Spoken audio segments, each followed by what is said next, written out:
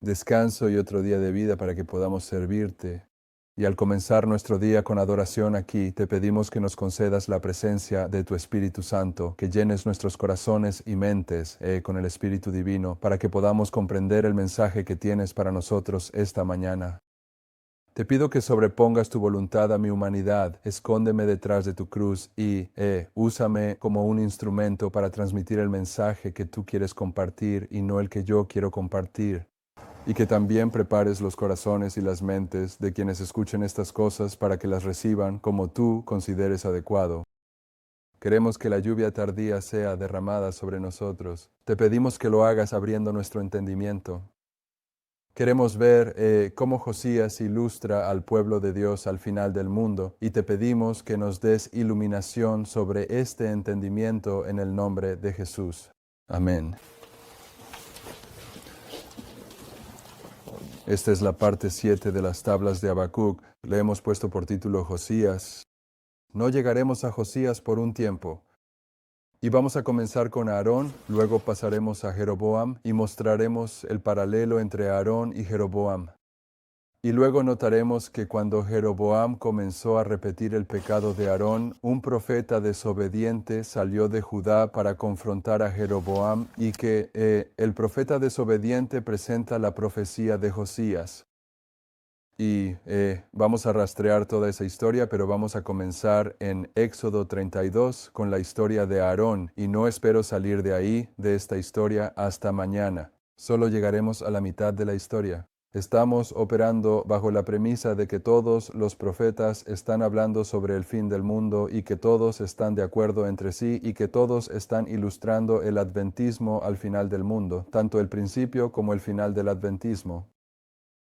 Y lo que estamos haciendo aquí, en esta parte particular del estudio, es simplemente mostrar estas dos tablas tal como están tipificadas en la palabra de Dios. Y ahora comenzaremos con Testimonios, tomo 8, página 115. Sobre nosotros brilla la luz acumulada de las edades pasadas. El registro del olvido de Israel ha sido preservado para nuestra iluminación. En esta época, Dios ha puesto su mano para reunir para sí un pueblo de toda nación, tribu y lengua. En el movimiento adventista, Él ha obrado por su heredad, así como obró por los israelitas al guiarlos desde Egipto. En el gran chasco de 1844, la fe de su pueblo fue probada como lo fue la de los hebreos en el Mar Rojo.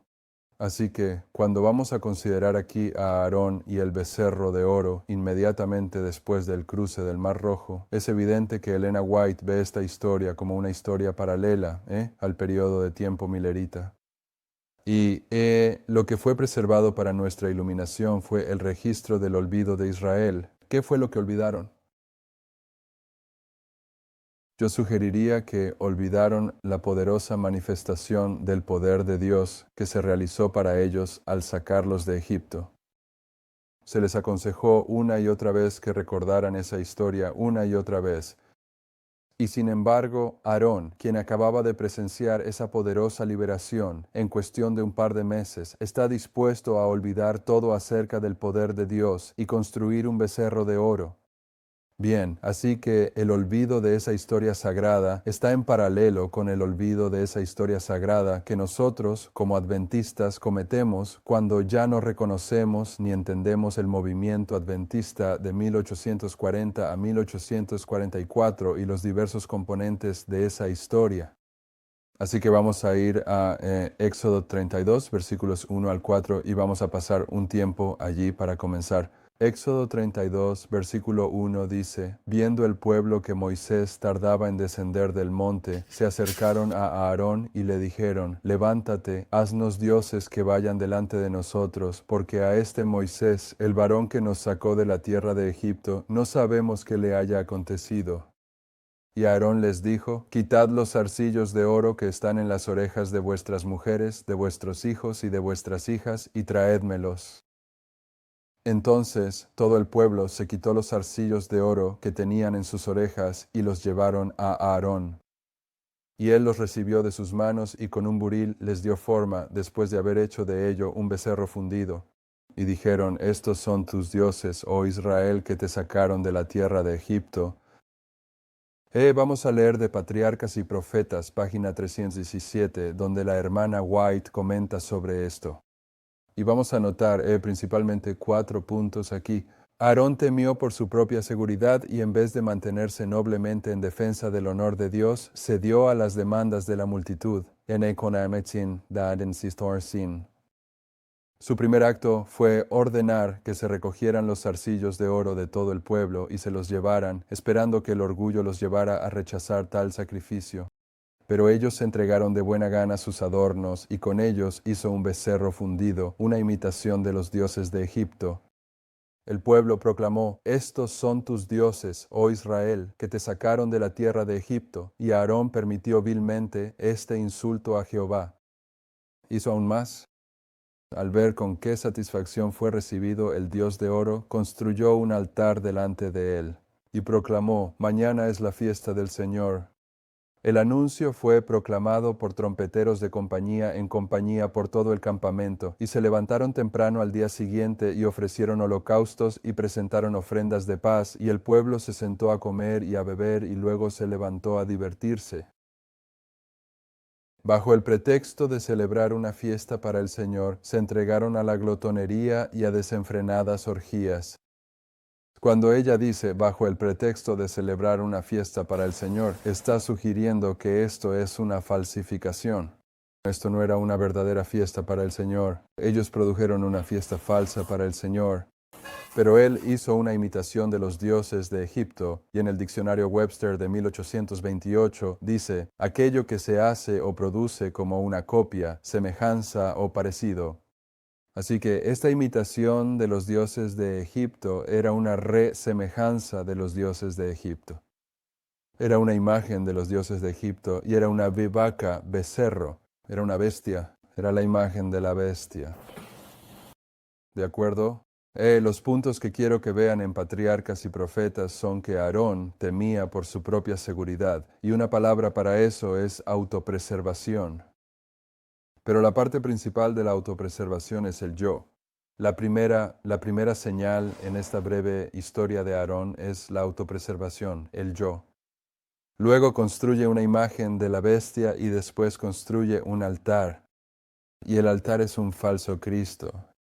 Noten Mensajes Selectos, tomo 3, página 300. Antiguamente era pecado que el pueblo de Dios se entregara al enemigo y le revelara su perplejidad o su prosperidad. Bajo la economía antigua era pecado ofrecer sacrificios en el altar equivocado. Era pecado ofrecer incienso encendido con fuego equivocado. Corremos el peligro de mezclar lo sagrado con lo común. ¿Qué es la mezcla de lo sagrado con lo común? Misterio iniquidad. Misterio de la iniquidad. Estamos en peligro de mezclar lo sagrado con lo común. El fuego santo de Dios debe ser usado en nuestros esfuerzos. El verdadero altar es, ¿qué? Cristo. Así que cuando Aarón fue más allá de simplemente construir el becerro de oro, también edificó un altar. ¿Qué estaba estableciendo? Un falso Cristo. El verdadero altar es Cristo. El verdadero fuego es el Espíritu Santo. Esta es nuestra inspiración. Solo cuando el Espíritu Santo guía y dirige a un hombre, Él es un consejero seguro. Si nos apartamos de Dios y de sus escogidos para consultar en altares extraños, seremos respondidos conforme a nuestras obras. Muy bien, así que en este pasaje de Patriarcas y Profetas, Aarón temía por su propia seguridad. Ahí tienes la autopreservación. Luego construyó una imagen para la bestia. Después introdujo un falso Cristo. Y luego dijo: mañana por la mañana vamos a tener un servicio de adoración. ¿De acuerdo? En los versículos 5 y 6 de Éxodo 32 dice: y viendo esto, Aarón edificó un altar delante del becerro, y pregonó a Aarón, y dijo: mañana será fiesta para Jehová. Y al día siguiente se levantaron temprano, ofrecieron holocaustos, y presentaron ofrendas de paz, y el pueblo se sentó a comer y a beber, y se levantó a divertirse. Así que lo que espero que vean aquí, y ya hemos tratado esta secuencia antes, es que hay un proceso de prueba de 3 pasos que conduce a la adoración falsa. Autoexaltación. En este caso fue autopreservación. Luego, la imagen de la bestia, y la imagen de la bestia es la combinación de iglesia y Estado, y la combinación de iglesia y Estado es el misterio de la iniquidad. Es una combinación, una mezcla de dos entidades que no deberían estar mezcladas. Y este misterio de la iniquidad es el espiritualismo. Así que en esta secuencia tenemos la autoexaltación representada por la autopreservación. Tenemos la imagen de la bestia, que es el misterio de la iniquidad, que es el espiritualismo. Y luego tenemos el altar, que representa a un falso Cristo. Y después van a tener un servicio de adoración falso a la mañana siguiente. En el conflicto de los siglos, página 437 dice, el sábado está en el mismo fundamento de la adoración divina. Así que si vas a tener una adoración falsa, ¿qué estás haciendo? Negando el sábado. Estás rechazando los fundamentos. Aarón los estaba rechazando y los hebreos estaban rechazando los fundamentos, pero estaban falsificando el sábado. ¿Y cuál es el sábado falso al final del mundo?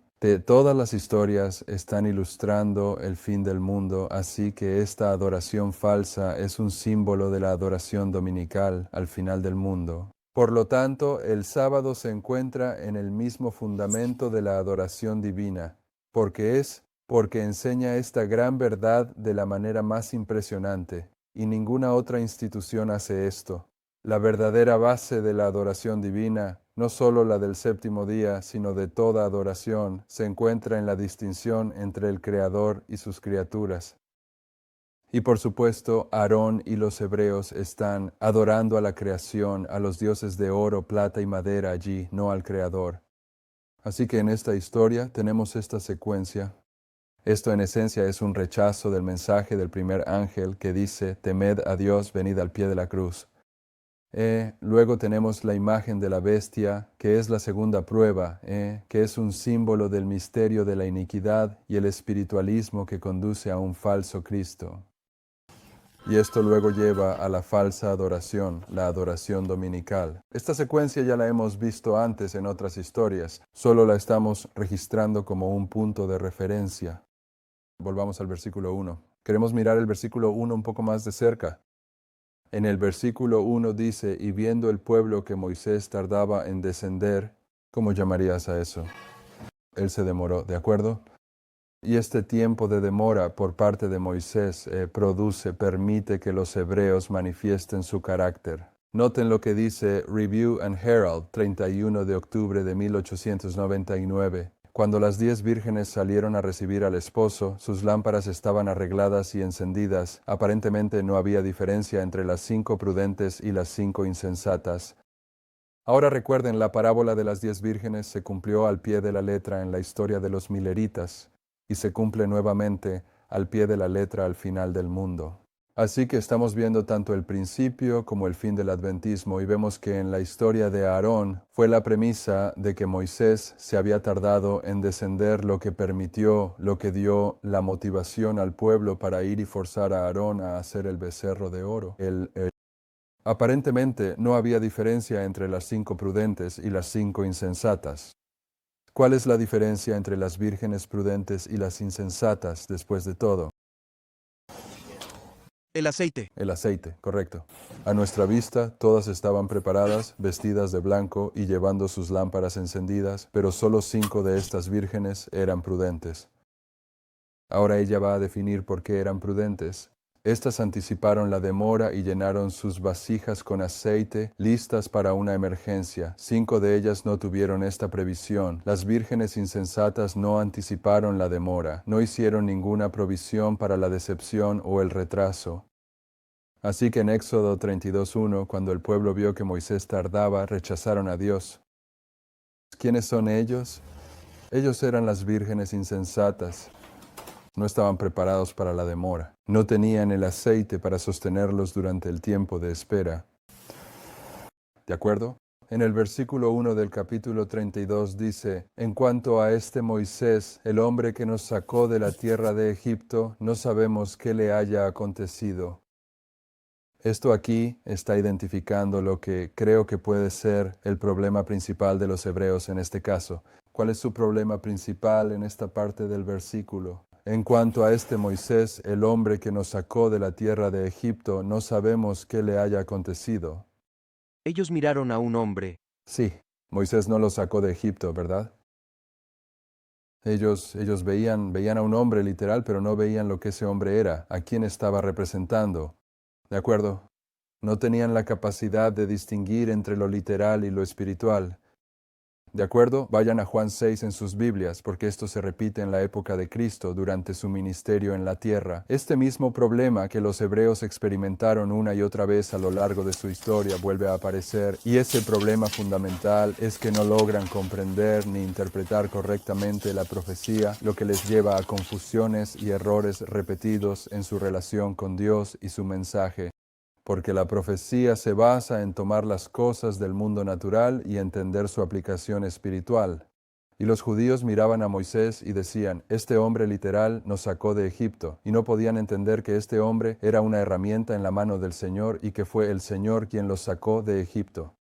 Y en Juan 6:53 dice, entonces Jesús les dijo, de cierto os digo, si no coméis la carne del Hijo del Hombre y bebéis su sangre, no tenéis vida en vosotros.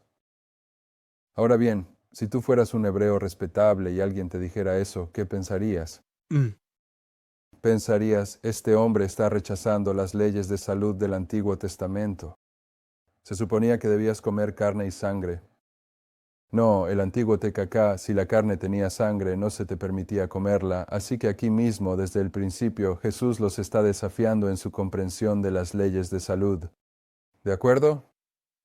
Versículo 54, el que come mi carne y bebe mi sangre. Ahora es un paso aún más allá. No se trata simplemente de comer carne con sangre, los está llamando a ser caníbales. El que come mi carne y bebe mi sangre tiene vida eterna, y yo lo resucitaré en el día final, porque mi carne es verdadera comida y mi sangre es verdadera bebida. El que come mi carne y bebe mi sangre permanece en mí y yo en él. Así como el Padre viviente me envió y yo vivo por el Padre, así también el que me come, él también vivirá por mí. Este es el pan que descendió del cielo. Ahora Jesús no lo dejó ahí.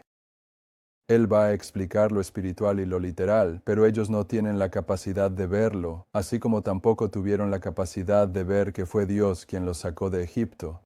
Ellos pensaban que fue Moisés. Este es el pan que descendió del cielo, no como vuestros padres comieron el maná y murieron. El que coma de este pan vivirá para siempre. Estas cosas dijo él en la sinagoga mientras enseñaba en Capernaum.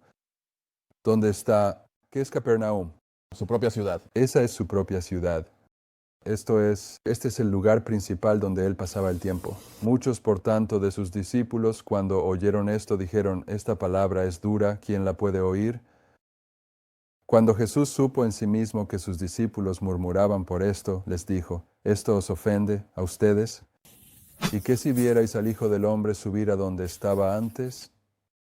Es el Espíritu el que da vida, la carne para nada aprovecha. Las palabras que yo os he hablado son espíritu y son vida. Pero hay algunos de vosotros que no creen, porque Jesús sabía desde el principio quiénes eran los que no creían y quién le había de traicionar. Y dijo, por eso os he dicho que nadie puede venir a mí si no le fuere dado por mi Padre. Desde entonces, muchos de sus discípulos volvieron atrás y ya no andaban con él. ¿Desde qué momento? Desde el punto en que él les dio la prueba de comprender la profecía. Comprender el principio de la profecía, que las cosas literales ilustran las cosas espirituales, que su espíritu es vida y que comer de su palabra es comer su carne. No podían verlo, y ese fue su problema desde la liberación de Egipto. No veían a Dios liberándolos de Egipto, veían a Moisés. Probablemente veían a ambos, pero eligieron, debido a sus ideas preconcebidas, aceptar solo la comprensión literal. Así que el problema de los judíos al principio es el mismo problema que tienen al final. Entonces, ¿cuándo fue que se apartaron y ya no anduvieron más con él? ¿Cuándo? En Juan 6:66. Esto, en esta historia, está señalando hacia adelante a la ley dominical. Bien, entonces, ¿a qué historia está señalando a Aarón hacia adelante? Ley dominical. La ley dominical. Bien, estas son historias paralelas, y en ambos casos el problema es que el pueblo de Dios no entendió la lección profética transmitida en su historia particular. ¿Me sigues el punto? Ajá. Bien. En el versículo 1 de Éxodo 32 dice, «Haznos dioses que vayan delante de nosotros». Esto es un rechazo del clamor de medianoche. ¿De acuerdo? Puede que no hayas... Estoy seguro de que hemos hablado de esto en esta serie de cultos, pero puede que no hayas escuchado los detalles, la presentación donde lo mencionamos, así que te lo voy a explicar una vez más. La evidencia es que la primera visión de Elena de White fue para el adventismo, es para el pueblo de Dios, es para todos. Pero principalmente, una de las razones principales de esa visión fue para el hombre de Dios del momento. ¿Quién era el hombre de Dios del momento en esa historia? Guillermo Miller, ¿de acuerdo? Después del 22 de octubre de 1844, los milleritas quedaron dispersos espiritualmente por el gran chasco. Muy pocos continuaron en esa experiencia. Pero el líder de ese movimiento, William Miller, comenzó a perder el rumbo y tuvieron algunas conferencias sabáticas, algunas conferencias, no conferencias sabáticas, después de 1844. Y William Miller él estaba de acuerdo con el grupo que determinó que la experiencia del clamor de medianoche en el verano de 1844 no era válida. Y William Miller tenía una comprensión de lo que era el clamor de medianoche mucho antes de que llegara el clamor de medianoche, basándose en la parábola de las 10 vírgenes. Y cuando Samuel Snow presentó el mensaje del clamor de medianoche en el campamento de Exeter en agosto de 1844, el último millerita en aceptar la comprensión de Samuel Snow sobre el clamor de medianoche fue William Miller. Él se aferró a una comprensión de lo que representaba el clamor de medianoche en la parábola de las 10 vírgenes, y no la soltó hasta apenas 2 semanas antes del 22 de octubre de 1844. Y entonces él le escribió a Joshua Himes, pero le escribió a uno de los pioneros diciendo que finalmente ve el clamor de medianoche, gloria a Dios, y estaba alabando al Señor por ello. Así que ahora todos están de acuerdo con el mensaje de que el Señor va a regresar el 22 de octubre de 1844, el mensaje del clamor de medianoche. Y luego vino la decepción, después ocurrió esta dispersión espiritual y entonces tienen esta conferencia y William Miller y sus compañeros deciden volver a la enseñanza original del clamor de medianoche. Y en diciembre de 1844, un par de meses después, Ellen White recibe su primera visión. Y en su primera visión, ella habla sobre aquellos que niegan el clamor de medianoche, la luz que fue puesta detrás de ellos en el camino. ¿Y qué les sucede a ellos si niegan el clamor de medianoche? Se caen del camino. Se caen del camino hacia el mundo impío que está abajo. Así que esto es para todo el adventismo, pero principalmente era el Señor llamando a William Miller, diciéndole, no rechaces el clamor de medianoche. Así es. ¿De acuerdo? Ahora bien, ¿qué tiene que ver esto con Éxodo 32:1? Ellos dicen en 32:1, haznos dioses, porque vamos a regresar a Egipto y queremos que estos dioses vayan delante de nosotros. ¿De acuerdo? Y el pueblo de Dios debe tener un Dios que vaya delante de ellos. ¿Quién es ese Dios? Jesús. Jesús, el Santo de Israel. Así que el hecho de que ellos decidan que este becerro de oro vaya delante de ellos es un rechazo del clamor de medianoche. Observa esto de Primeros Escritos, página 15.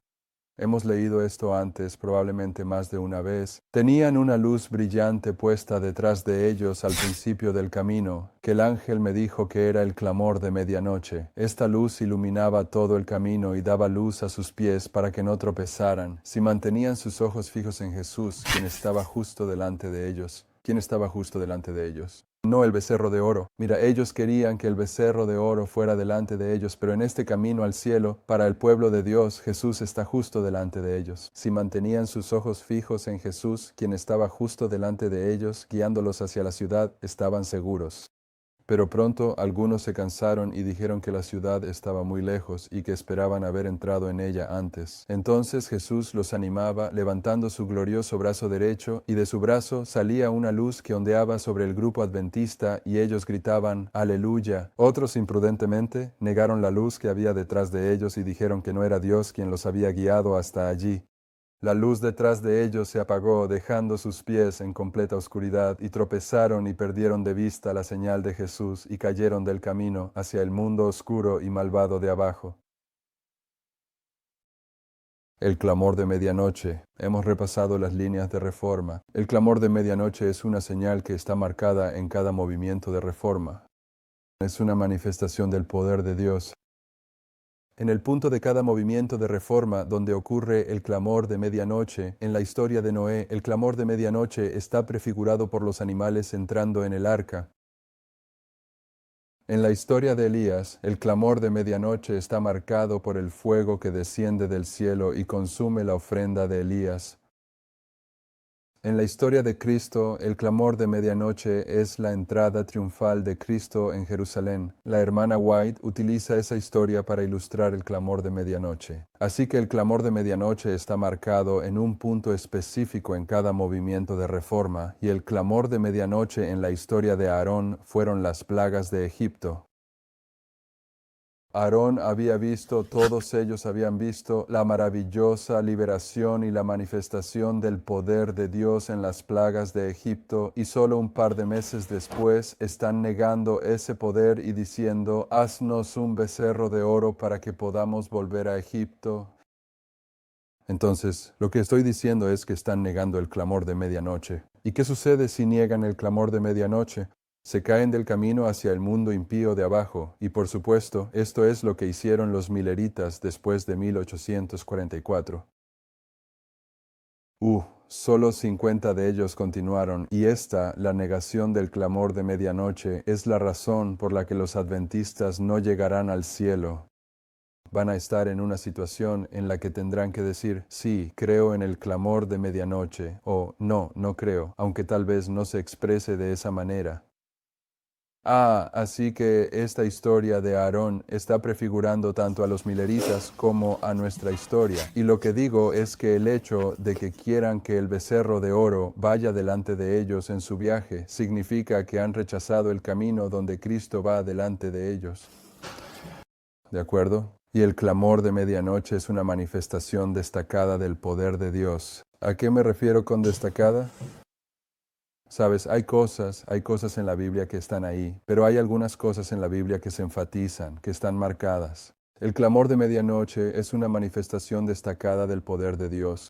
Está marcada en el sentido de que no solo el clamor de medianoche ocurrió en la historia milerita, sino que Elena de White a menudo se refiere a él. Está marcada, está enfatizada, ¿de acuerdo? En Testimonios tomo 5, hablando del sellamiento de los 144,000, ¿y qué 3 pasajes en las Escrituras hemos identificado que tratan sobre el sellamiento de los 144,000? Apocalipsis 7. Ese es uno fácil. Ezequiel 9. Y el más desconocido, pero del que vamos a seguir recordándonos, es Lucas 21. Lucas 21. Bien, la hermana White relaciona Lucas 21 con Ezequiel 9 y Apocalipsis 7, y luego comenta sobre Lucas 21:25 en ese pasaje, diciendo que Cristo señaló a sus seguidores las hojas que brotan en la primavera, identificando que el sellamiento de los 144,000 comienza cuando comienza el rociamiento de la lluvia tardía. Y el rociamiento de la lluvia tardía comienza cuando el ángel poderoso de Apocalipsis 18 desciende.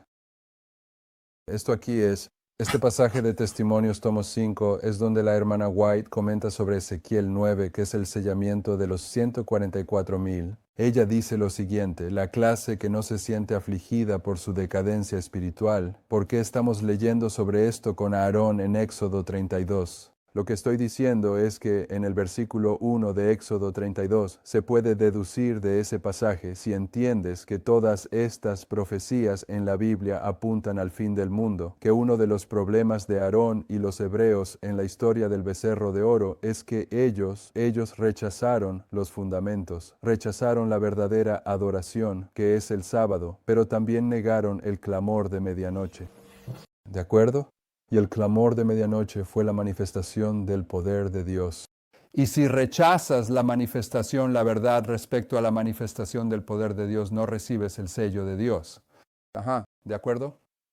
Así que la clase de personas que no se sienten afligidas por su propia decadencia espiritual ni se lamentan por los pecados de otros, quedarán sin el sello de Dios. El Señor encarga a sus mensajeros, los hombres con armas destructoras en sus manos: id tras él por la ciudad y herid.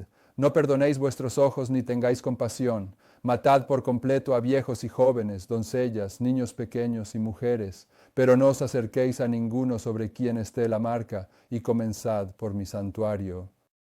Entonces comenzaron con los ancianos que estaban delante de la casa. Aquí vemos que la iglesia, el santuario del Señor. Ahora, ¿de qué está hablando ella aquí? Ella está hablando de Ezequiel 9. ¿Y de qué trata Ezequiel 9? Trata sobre Jerusalén. ¿De acuerdo? Se basa en el principio de repetir y ampliar. Y en Ezequiel capítulo 8, Ezequiel nos dice quién va a recibir la marca de la bestia en el adventismo, en la ley dominical. Porque Ezequiel 8 muestra 4 abominaciones que van en aumento. 4 significa a nivel mundial. Estas abominaciones van a permear la iglesia adventista mundial. Van a escalar. Y finalmente concluyen en el capítulo 8 con los 25 miembros del comité de la Conferencia General postrándose ante el sol. ¿Por qué razón pondrías a 25 hombres en el comité de la Conferencia General y no cambiarías ese número en algún momento de la historia? ¿Acaso nunca has leído Ezequiel 8 donde 25 líderes se postran ante el sol? Cambia tu comité de la Conferencia General a 26 o 24. Luego el capítulo 9 repite esa misma historia cuando las abominaciones están ocurriendo en Jerusalén, que la hermana White acaba de decirnos que es la iglesia del Señor. Y allí se identifica a aquellos que van a recibir el sello de Dios durante este mismo periodo de tiempo, cuando las abominaciones están llegando a su plenitud, cuando están madurando. ¿De acuerdo? Aquí vemos que la iglesia, este es Jerusalén en Ezequiel 9, el santuario del Señor fue el primero en sentir el golpe de la ira de Dios. El juicio comienza por la casa de Dios. Los hombres antiguos, aquellos a quienes Dios había dado gran luz y que habían sido guardianes de los intereses espirituales del pueblo, traicionaron su confianza. ¿Cómo habían traicionado su confianza? Habían adoptado la postura de que no necesitamos esperar milagros ni la marcada manifestación del poder de Dios como en los días antiguos. ¿Cuál fue la manifestación marcada de poder en la historia millerita? El clamor de medianoche. El clamor de medianoche. Han determinado que esa historia no se repetirá. ¿Y de qué era símbolo el clamor de medianoche? Era un símbolo de la lluvia tardía. Han rechazado el clamor de medianoche y caen del camino hacia el mundo oscuro y malvado de abajo. Así como Aarón y los hebreos rechazaron la marcada manifestación del poder de Dios en las plagas de Egipto, habían traicionado su confianza, habían adoptado la postura de que no necesitamos esperar milagros ni la marcada manifestación del poder de Dios como en los días antiguos. Los tiempos han cambiado. Este es el siglo XXI, hermanos y hermanas. Los tiempos han cambiado. Estas palabras fortalecen su incredulidad y dicen: el Señor no hará bien, tampoco hará mal. Es demasiado misericordioso para visitar a su pueblo con juicio. Así, paz y seguridad es el clamor de los hombres. Ahora, fíjense quiénes son estos hombres. Hombres que nunca más alzarán su voz como trompeta para mostrar al pueblo de Dios su transgresión y a la casa de Jacob sus pecados. Estos son los hombres que fueron ordenados para alzar sus voces como trompetas. Y lo habían hecho en el pasado. Pero cuando llegue este tiempo de prueba, van a rechazar la historia de los milleritas, que está simbolizada por el clamor de medianoche. Vaya. Van a rechazar el principio de que el clamor de medianoche prefigura la lluvia tardía. Van a rechazar la lluvia tardía. Van a rechazar la idea de que el Señor va a manifestar su poder aquí al final del mundo, como lo ha hecho en líneas de reforma anteriores. Así, paz y seguridad es el clamor de hombres que nunca más alzarán su voz como trompeta para mostrar al pueblo de Dios sus transgresiones y a la casa de Jacob sus pecados. Estos perros mudos que no quisieron ladrar son los que sienten la justa venganza de un Dios ofendido. Hombres, doncellas y niños pequeños perecen todos juntos. Las abominaciones por las que los fieles suspiraban y clamaban eran todo lo que podían ser. Ahora fíjense en esto. Eran todo lo que podía ser discernido por ojos finitos. ¿De acuerdo? ¿Qué puedes discernir en el adventismo con ojos finitos? Bueno, hemos rechazado la Biblia King James.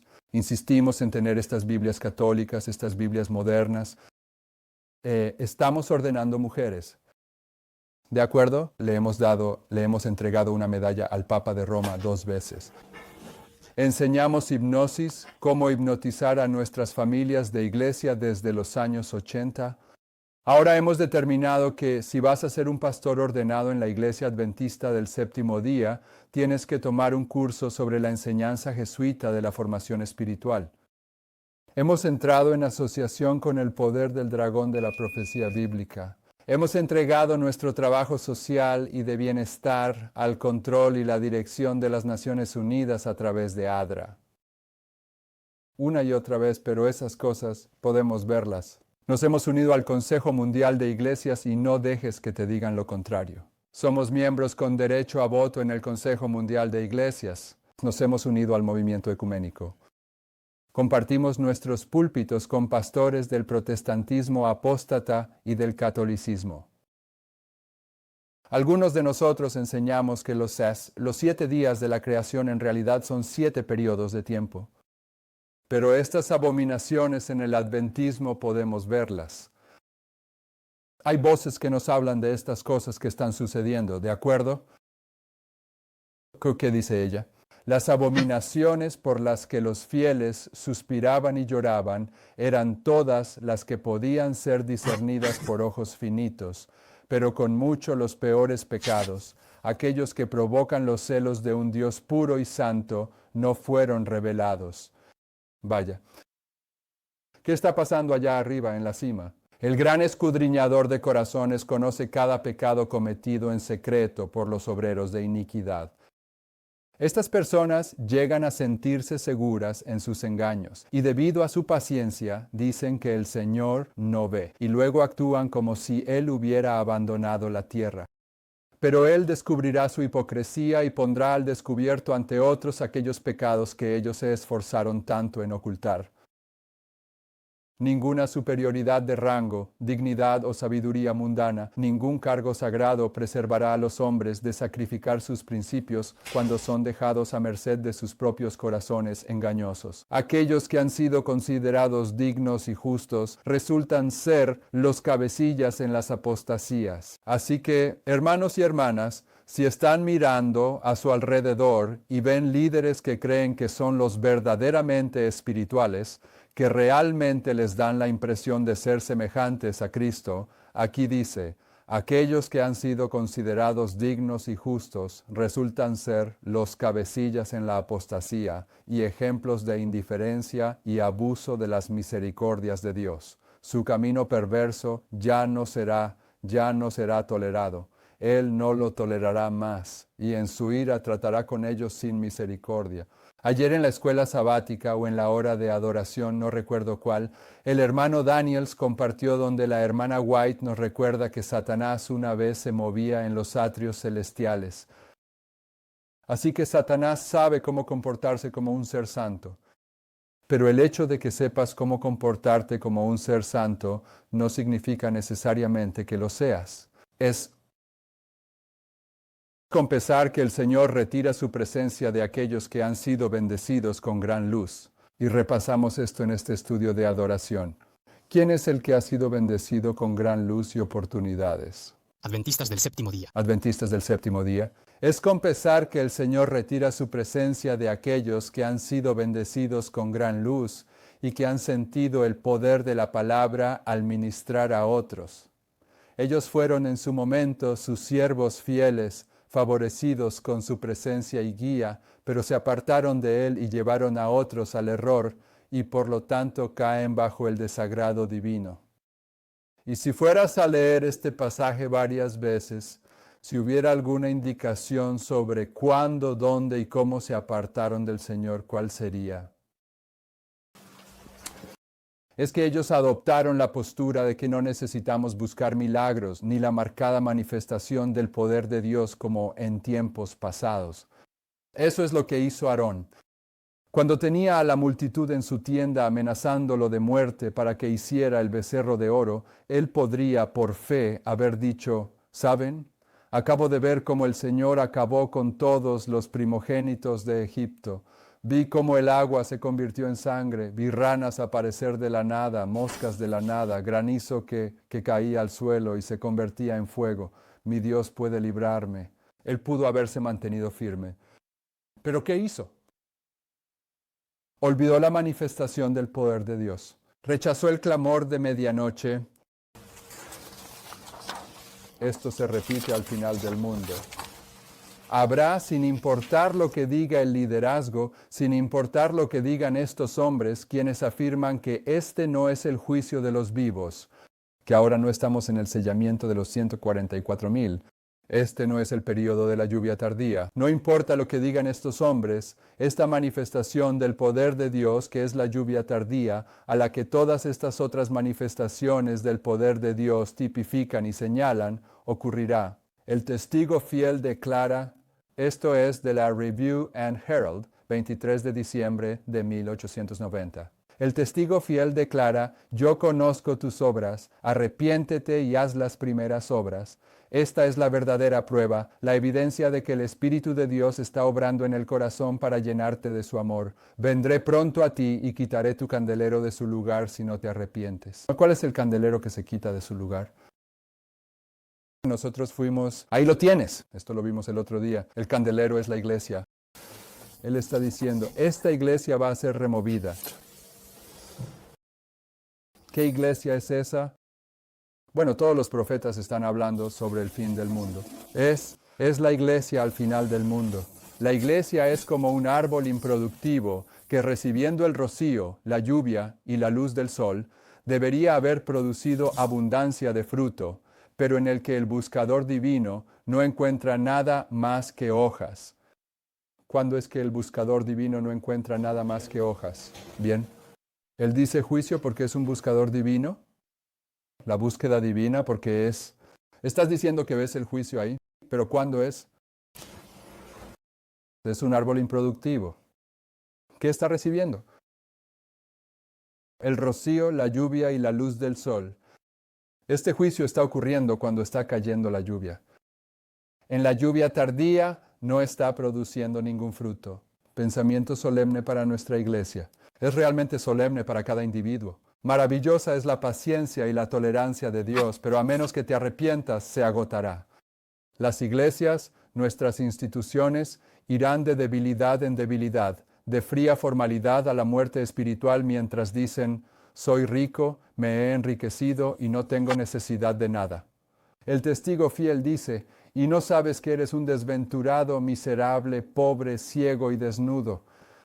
Alguna vez verán claramente su condición. Ahora quiero que te asegures de ver esto. En la adoración anterior, intencionalmente repasamos e identificamos que la hermana White dice, el mensaje de Jones y Wagner fue el fuerte clamor del tercer ángel. Ella dice, era la justificación por la fe. Ella dice, era el mensaje de la lluvia tardía, pero también dijo que era el mensaje a los laodicenses. El mensaje de la lluvia tardía es el mensaje a los laodicenses, y aquí la hermana White está usando el mensaje a los laodicenses. ¿Cuándo se convierte el mensaje a los laodicenses en verdad presente? En el tiempo de la lluvia tardía. Es el mensaje de la lluvia tardía. Es el último llamado para Israel, ¿de acuerdo? Ella continúa. Ella dice, habrá en la iglesia una maravillosa manifestación del poder de Dios, pero no se moverá sobre aquellos que no se hayan humillado ante el Señor y abierto la puerta del corazón mediante la confesión y el arrepentimiento. en la manifestación del poder de Dios que ilumina la tierra con la gloria de Dios. ¿A qué manifestación del poder de Dios se refiere? Apocalipsis 18. En la manifestación del poder de Dios que ilumina la tierra con la gloria de Dios, ellos solo verán algo que en su ceguera piensan que es peligroso, algo que despertará sus temores y se prepararán para resistirlo. Porque el Señor no obra de acuerdo a sus ideas y expectativas, se opondrán a la obra. ¿Por qué? Dicen, ¿no habríamos de conocer el Espíritu de Dios cuando hemos estado en la obra tantos años? Porque no respondieron a las advertencias, a las súplicas de los mensajes de los mensajeros de Dios, sino que persistentemente dijeron, soy rico, me he enriquecido y no tengo necesidad de nada.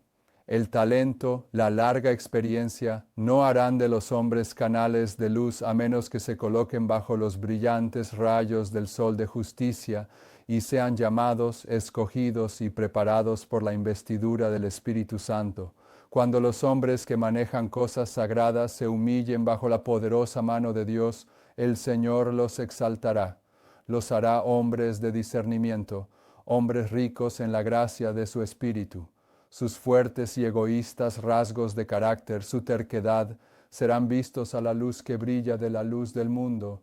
Vendré pronto a ti y quitaré tu candelero de su lugar, si no te arrepientes.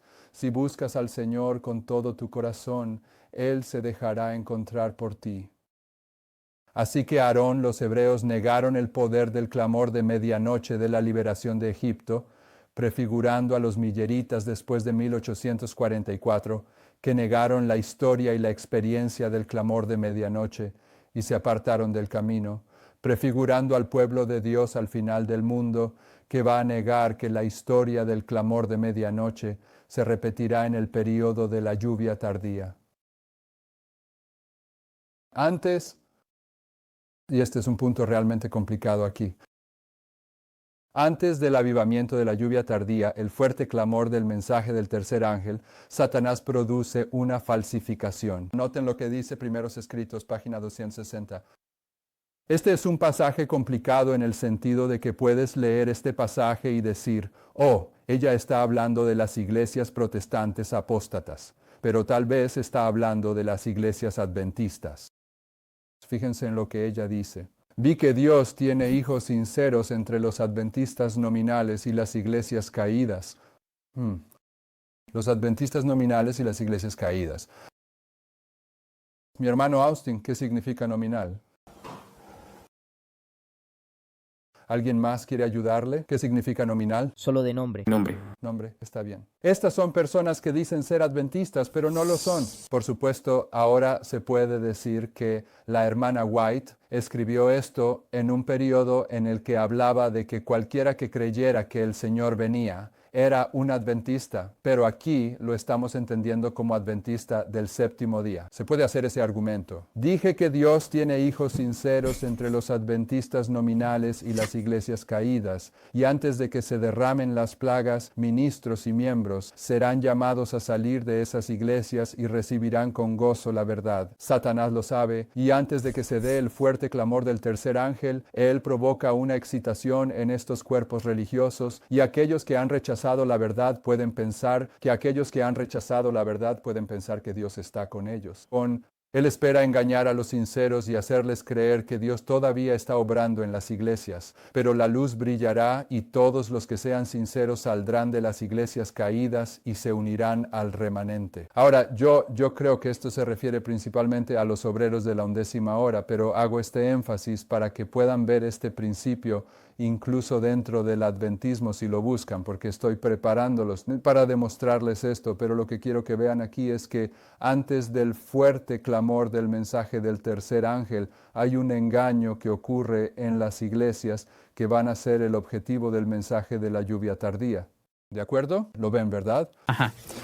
Bien, pero hemos estado trabajando en este estudio y uno de nuestros principios principales es el conflicto de los siglos, página 343, que dice, la obra de Dios en la tierra presenta, de época en época, una semejanza notable en cada gran reforma o movimiento religioso. Los principios del trato de Dios con el hombre son siempre los mismos. Los principios del trato de Dios con el hombre son siempre los mismos. Él va a tratar a los adventistas del séptimo día de la misma manera que trata al protestantismo apóstata, porque trata al hombre siempre de la misma forma, sin importar quién sea. Los movimientos importantes del presente tienen su paralelo en los del pasado, y la experiencia de la Iglesia en épocas anteriores tiene lecciones de gran valor para nuestro tiempo. Así que todos los movimientos de reforma se corresponden entre sí, pero lo que quiero que vean aquí es que el trato de Dios con los hombres siempre es el mismo. Pero en estos movimientos de reforma, Satanás siempre responde a estos movimientos de reforma de la misma manera. El conflicto de los siglos, página 186, lo dice de esta manera. Pero Satanás no estaba ocioso. Ahora intentó lo que había intentado en cada otro movimiento de reforma: engañar y destruir al pueblo de Dios presentándoles un falso en lugar de la verdadera obra. Así como hubo falsos cristos en el primer siglo de la iglesia cristiana, también surgieron falsos profetas en el siglo XVI. ¿De acuerdo? Siempre hay un engaño, pero el engaño precede a lo verdadero. En el conflicto de los siglos, página 464, ella dice esto: a pesar de la generalizada decadencia de la fe y la piedad, hay verdaderos seguidores de Cristo en estas iglesias. Antes de la última visitación del juicio de Dios sobre la tierra, habrá entre el pueblo del Señor un reavivamiento de la piedad primitiva, como no se ha visto desde los tiempos apostólicos. El Espíritu y el poder de Dios serán derramados sobre sus hijos. Esto es la lluvia tardía, ¿verdad? Y la lluvia tardía viene en dos fases: la llovizna y el derramamiento completo. En ese tiempo muchos se separarán de las iglesias en las que el amor por este mundo ha suplantado el amor a Dios y a su palabra. Muchos, tanto ministros como miembros, aceptarán de buena gana esas grandes verdades que Dios ha hecho proclamar en este tiempo para preparar a un pueblo para la segunda venida del Señor. El enemigo de las almas desea impedir esta obra, y antes de que llegue el momento para tal movimiento. ¿Y qué es la lluvia tardía? ¿Es la iglesia de la lluvia tardía? Es el movimiento de la lluvia tardía. Bien. Antes de que llegue el momento para tal movimiento, él procurará impedirlo introduciendo una falsificación. ¿Una falsificación de qué? Un movimiento falso. Y la falsificación viene antes que lo genuino, ¿verdad? Lo hemos visto ahora en primeros escritos, y aquí un segundo testigo que él hace esto en las iglesias fuera del adventismo. Él produce un avivamiento falso cuando ve que se acerca la lluvia tardía, para que las iglesias se sientan cómodas y piensen que no tienen que escuchar este mensaje sobre la lluvia tardía que viene del adventismo. Pero lo que estoy sugiriendo es que, como ha hecho en toda otra historia sagrada, cuando el Señor levanta un movimiento de reforma, Él produce una falsificación para oponerse a Él. En la historia de los mileritas, ese movimiento de reforma, la falsificación que precedió a los mileritas fue el protestantismo. El Señor está aprobando al protestantismo en la historia milerita. Ese era su pueblo, eran los protestantes. Él acababa de levantar a los protestantes y los llevó a la historia de 1840-1844 para completar la reforma protestante. No habían salido completamente de Roma desde 1500 en adelante. El adventismo es la parte de la reforma protestante que representa la salida completa de Roma. Así que el Señor estaba aprobando a los protestantes en esa historia, y los protestantes precedieron a los mileritas. Pero los mileritas, ellos eran el verdadero movimiento. ¿De acuerdo? El verdadero movimiento al final del mundo, los 144,000 en un sentido general. Pero antes de que el Señor comience el movimiento de levantar a los 144,000, Satanás hace lo que siempre hace. Él introduce una falsificación. Antes de que llegue el momento para tal movimiento, Él procurará impedirlo introduciendo una falsificación. En aquellas iglesias que pueda poner bajo su poder engañoso, hará parecer que la bendición especial de Dios está siendo derramada. Se manifestará lo que se considera un gran interés religioso. Multitudes exaltarán que Dios está obrando maravillosamente por ellos, cuando en realidad la obra es de otro espíritu. Bajo una apariencia religiosa, Satanás procurará extender su influencia sobre el mundo cristiano. Así que, tanto aquí, en el conflicto de los siglos, como en el pasaje de Primeros Escritos, se podría argumentar, ella está hablando de las iglesias fuera del adventismo. Pero sabemos que habrá un movimiento de reforma con el derramamiento de la lluvia tardía dentro del adventismo, y sabemos que Satanás siempre reacciona de la misma manera ante cada movimiento de reforma, introduciendo una falsificación. Así que, si podemos ver que hay un movimiento falso que está señalado por la inspiración, sabemos que es el que precede al verdadero movimiento de la lluvia tardía. Y en Mensajes Selectos, tomo 1, página 204, dice lo siguiente: el enemigo de las almas ha procurado introducir la suposición de que iba a tener lugar una gran reforma entre los adventistas del séptimo día, y que esta reforma consistiría en abandonar las doctrinas que son los pilares de nuestra fe y embarcarse en un proceso de reorganización. Si tal reforma llegara a ocurrir, ¿cuál sería el resultado? Los principios de la verdad que Dios, en su sabiduría, ha dado a la iglesia remanente serían desechados. Nuestra religión sería cambiada. Los principios fundamentales que han sostenido la obra durante los últimos 50 años serían considerados como error. Se establecería una nueva organización. Se escribirían libros de un nuevo orden. Se introduciría un sistema de filosofía intelectual. ¿Qué es la filosofía intelectual? Intelecto humano, ¿verdad? Intelecto humano, esto es el yo. Intelecto humano, todo lo que puede ser es filosofía, ¿de acuerdo? No puede ser la verdad, porque si vas a construir un programa basado en el intelecto humano, entonces es un programa que se basa en políticas. Por lo tanto, tiene que ser filosofía intelectual, así que no es la verdad. Se introduciría un sistema de filosofía intelectual. Es un sistema que pone la palabra del hombre por encima de la palabra de Dios. ¿Y qué es cuando pones la palabra del hombre por encima de la palabra de Dios? Espiritismo, simplemente. Espiritismo. Los fundadores de este sistema irían a las ciudades y harían una obra maravillosa. La obra en las ciudades a la que aquí se hace referencia, quiero decir, uno puede repasar y poner fechas a todos estos puntos, pero ¿qué es? ¿2014? 2013, vamos a ir a 650 ciudades alrededor del mundo, ¿verdad?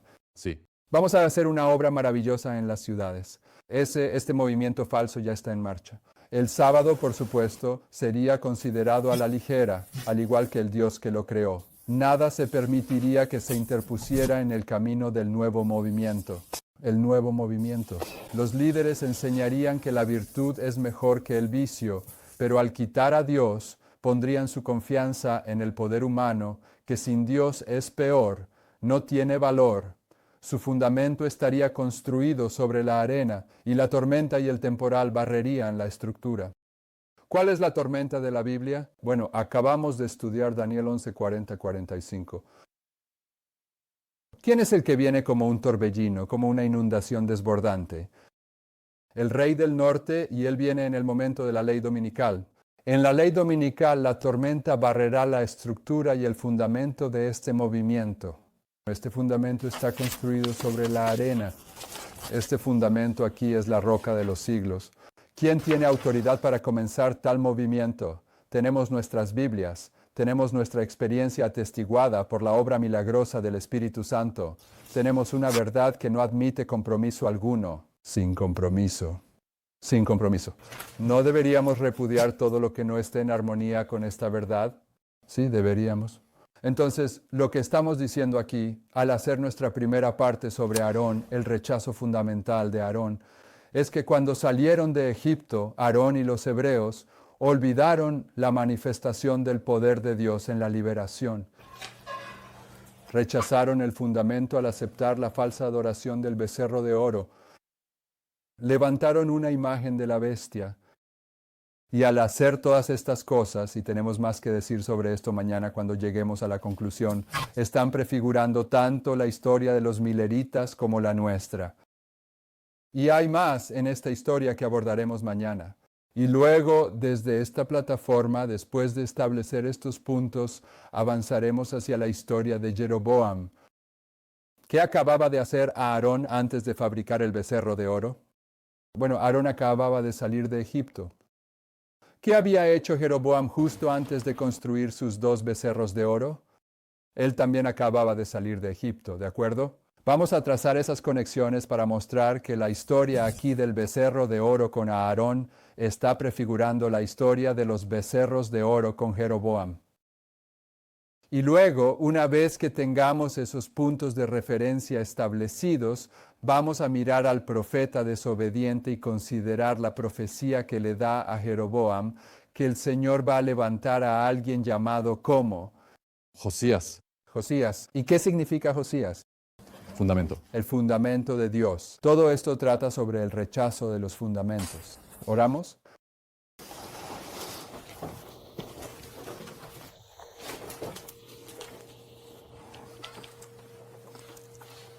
Padre Celestial, queremos estar entre aquellos que reconocen la manifestación del poder de Dios que ocurre aquí y ahora. No queremos negar lo que está sucediendo aquí y no queremos negar la manifestación del poder de Dios que ha tenido lugar en historias pasadas prefigurando este tiempo. Queremos ser de aquellos que son levantados como una enseña, pero sabemos que estaremos en la minoría y que para ser fieles en este tiempo tendremos que ser más valientes que Aarón cuando los hebreos rodearon su tienda. Queremos ese valor y sabemos que ese poder, esa fortaleza provienen de comprender tu palabra. Te pedimos que nos des hambre, un deseo ardiente de entender tu palabra más completa, más plenamente. Y luego danos la voluntad para comenzar a estudiarla como nunca antes. Te agradecemos por reunirnos esta mañana. Sabemos que todos tenemos ciertas tareas que cumplir en este día. Te pedimos que nos cuides, que nos protejas, que nos mantengas a salvo y que nos permitas hacer lo que hacemos para tu gloria y honor. Te pedimos que pongas tu toque sanador sobre la rodilla de Paul y ayudes a que se recupere. Y te damos gracias por todas estas cosas en el nombre de Jesús. Amén. Amén.